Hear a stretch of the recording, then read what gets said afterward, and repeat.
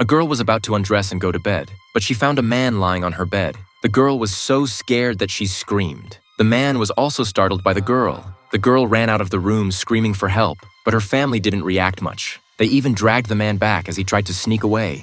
Then they made a bed for him in the living room to spend the night temporarily. After the mother patiently comforted her frightened daughter, she brought her to meet this strange man, Edward, again. The girl got a clear look at him. To apologize to Alice, Edward cut her a piece of steak, but accidentally dropped it on his leg. Although he didn't do it on purpose, he still faced Alice's disdain. Edward originally lived in an old castle on the mountain for Mrs. Peg, a cosmetics saleswoman. As she sat in her car thinking about where to go next, she noticed this old castle on the mountain through her rearview mirror.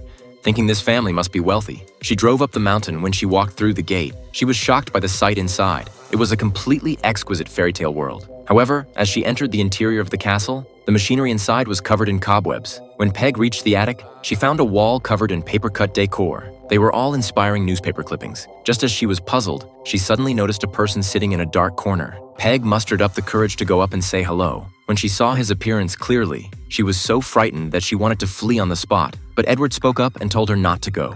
His clear eyes instantly moved Peg. The scars on his face made her heart ache even more. When Peg learned that he had been living here alone for decades, she felt pity for Edward. In the end, she decided to take Edward home. Sitting in the car, Edward left the castle for the first time, looking out the car window at the colorful little town. Everything was so warm and harmonious. Edward danced with joy. A smile finally appeared on his scarred face. As soon as they entered the house, Peg began to introduce him to her family. Peg's daughter, Alice, instantly fascinated Edward. Learning that Alice had gone out and wouldn't be back for a few days, Edward was full of anticipation for meeting her.